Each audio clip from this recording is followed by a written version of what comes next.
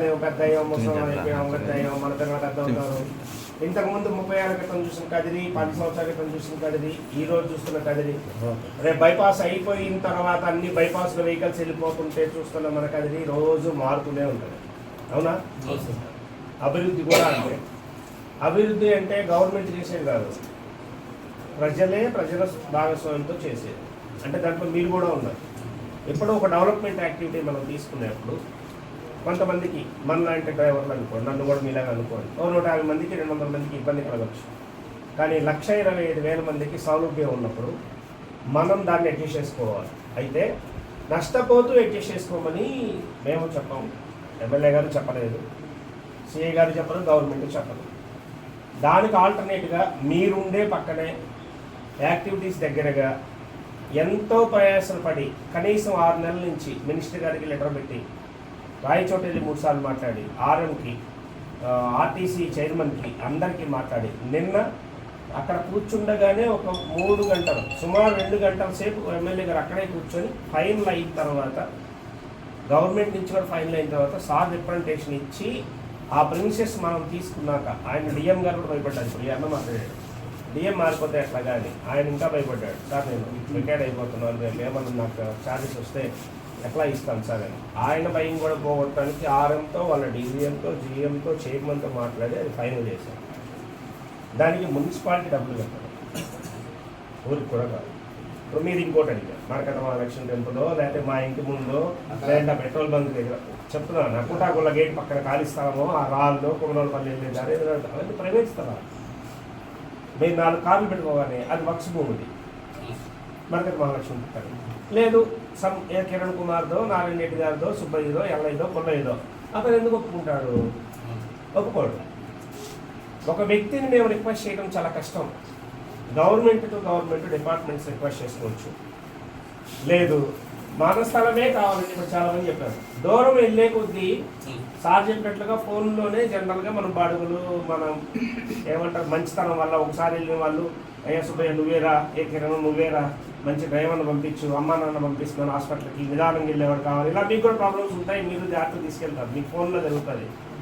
నాకు కూడా RTO office దాటిన తర్వాత లెఫ్ట్ సైడ్లో 15 ఎకరాలు ఉంది. మరి అక్కడ మనం ట్యాక్సీ స్టాండ్ పెట్టుకున్నామా పర్మనెంట్గా? అట్లేమో. ఎందుకంటే మేము కూడా ఆలోచిస్తాం, మీరు సమాజంలో భాగం, మీరు డెవలప్మెంట్లో మీ భాగస్వామ్యం కూడా కావాలి మాకు. కాబట్టి ఆర్టీసీలో ఖాళీగా ఉన్న అదృష్టం కొద్దీ మేము అనుకుంటున్నాం, మరి మీకు ఎలా ఉందో తెలియదు. అదృష్టం కొద్దీ ఊరు మధ్యలో ఆర్టీసీ డిపో పక్కన ఈ ఎగ్జిబిషన్లో అవి పెట్టి ఆ గ్రౌండ్ అంతా ఖాళీ ఉంది, చక్కగా మాకేం ఇబ్బంది లేదు. అక్కడే ఎవడైనా బస్ దిగినా, ఎవడైనా ఊరు మధ్యలో ఫోన్ చేసినా ఊరు మధ్యలో 10 నిమిషాల్లో వెళ్తావు, 10 నిమిషాల్లో వస్తావు. నేను ఎక్కడో ఆర్టీఓ ఆఫీస్ దాటిన తర్వాత లెఫ్ట్ సైడ్లో చేరాల్లో బాగు చేసి ఒక 4 ఎకరాలు వేసి మీ కార్లు ఇట్లా పెట్టుకోండి నెంబరింగ్ వేసి ఇస్తే నీకు దానికి అక్కడి నుంచి రావడానికి అక్కడి నుంచి టోటల్కి 6 కిలోమీటర్లు, 6 కిలోమీటర్లకు మళ్ళీ లేటర్ ఈడు పోయింది, మళ్ళీ 100 రూపాయలు లాస్. అది మళ్ళీ కస్టమర్ మీద పడింది, మనం 100 రూపాయలు ఎక్కువ కానీ నిన్న 100 తీసుకున్నామని వాళ్ళు 150 అడుగుతారు. తర్వాత ఇక్కడ ఉన్న వాళ్ళు అందరూ నాతో సహా ఎవరు బాగా సెటిల్ అయిన వాళ్ళు కాదు, 100 కోట్లు ఉన్నవాళ్ళు కాదు. నేను నా పిల్లలు భార్యకి దక్క జీతం, మీరు ఆ రోజు పని చేసుకొని పిల్లల్ని పెంచడానికి 5 గంటలు తెలియదు. సహకరించుకో, కొంచెం మీరు సహకరిస్తే ఆడపిల్లలు ఉన్నారు 1500 మంది అక్కడ చదువుతున్నారు. ఇక్కడ ఉన్న వాళ్ళు ఎవరిని నేను తప్పు పట్టను, కానీ సమాజంలో తప్పు పట్టే వాళ్ళు ఉంటారు. నిన్న ఎడ్యుకేషన్ డిపార్ట్మెంట్ అందరు కూర్చుంటే ఒక వ్యక్తి బయట వాళ్ళని కూడా పిలిచాం, స్లాటర్ అదే ఏమంటారు ఈ మాంసం కట్ చేసే పిలిచాం. వాళ్ళలో ఒక పెద్ద ఆయన మా అన్నయ్య అనుకోండి, సార్ ఎవరు పడితే వాళ్ళ అమ్మాయిలు కార్లు ఎక్కించుకెళ్తున్నారు సార్, పొద్దున్నే కార్లు దిగుతారు సార్, వాళ్ళే అనుకుంటారు కానీ వాళ్ళ వాళ్ళు కాదు సార్, ఎవరో తీసుకొచ్చి దింపుతున్నారు. 4 గంటలకి స్కూల్ అయితే 3:30కే కారుకి వెళ్ళిపోతున్నారు సార్. అది మనం కాదనుకుందాం, పోనీ మనమే అనుకుందాం, మాట పడ్డాం కదా. ఎందుకు పడ్డాము? వాళ్ళ దగ్గర మనం పెట్టిన స్థలంలో పెట్టడం ఒకటి, మనం చేసే పని వల్ల వాళ్ళకి కలిగిన భావం ఒకటి. ఊహను ఆపలేం కదా. పని అంటే చేయమాక పని అంటాం, వాడు కూర్చొని ఊహించుకుంటా ఉంటే మన ఊహలు ఎక్కడ ఆపుతాం? అవన్నీ నోట్ల నుంచి వస్తుంది. కాబట్టి మేమేమనుకున్నాం, ఇది ఈ రోజు అనుకునేది కాదు. నేను ఒకసారి మీకు అందరూ చెప్పాను కాలువ తీస్తున్నానన్నా మీ అన్ని కూడా తీసేస్తానని. స్కూల్ కాలువ తీసేటప్పుడు 2-3 రోజులు రిక్వెస్ట్ చేశారు.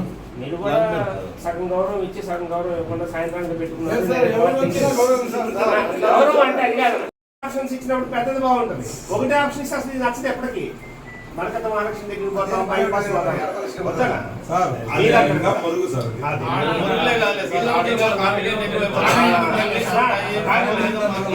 నేను ఎందుకు చెప్తున్నా అంటే మీకేదో నష్టం చేయడం కాదు, గవర్నమెంట్ స్థలాలు నాకు వెసులుబాటు అంటే మార్కెట్ వాళ్ళకి అవసరమైతే మీరు అట్టపోతే ఇది సార్ ఇది ఇచ్చి అది మార్కెట్.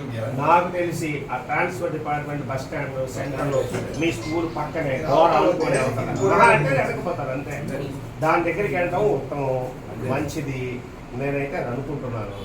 కాదు సార్ మేము ఇంకో దగ్గరికి ఎక్కడికన్నా పోతాము అంటే ఎక్కడ నాకు సంబంధించి గవర్నమెంట్ స్థలం లేదు అన్న అడిగినట్టు.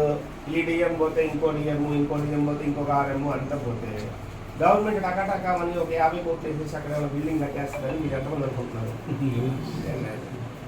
ఇక్కడ నిలబడిన ప్రతి ఒక్కటి జనరేషన్ అయిపోయిందాక మీరు అక్కడ పెట్టుకోవచ్చు. ఏం కట్టండి, ఏం కట్టము. మన టౌన్ ఒక్కసారి 4 లక్షల మంది జనం అవుతారా? దీన్ని 20 ఏళ్ళు పెట్టుకోండి. 20 ఏళ్ళు పట్టదండి, 20 ఏళ్ళు దాకా పట్టదు. అదేం చేయదు. దానికి సంబంధించి పాలసీ డెసిషన్ తీసుకునే దానికి కన్సర్న్ రవాణా శాఖ మంత్రిని, కన్సర్న్ ఎండీ గారిని, ఆ చైర్మన్ ఆర్టీసీ చైర్మన్ లెవెల్లో ఒక 6 నెలల నుండి 8 నెలల నుండి ఎమ్మెల్యే గారు పదే మాట్లాడతా. సారు రాయచోటికి పోయి అదృష్టానికి రాయచోటి ఎమ్మెల్యే గారు మినిస్టర్ కాబట్టి వీళ్ళు పోయి రిక్వెస్ట్ చేసుకొని అన్ని ప్రాసెస్ అంతా కంప్లీట్ అయిపోయిన తర్వాత మాత్రమే మీ జోలికి వచ్చారు. సాయంత్రం అది అయిపోయిన తర్వాత వాళ్ళు అన్ని ఓకే అన్నాక మళ్ళీ 5:30కి వెళ్ళి 7:30కి ఆయన కలిసి ఆయన థ్యాంక్స్ చెప్పి మళ్ళీ రాత్రి 11 గంటలకు వచ్చారు. సార్ యాక్చువల్గా 6:30కి మీ దగ్గరికి వచ్చి అందరూ చూద్దాం అన్నాడు. సార్ ఫోన్ చేసేసరికి గాలి మీద దాటుకున్నాను.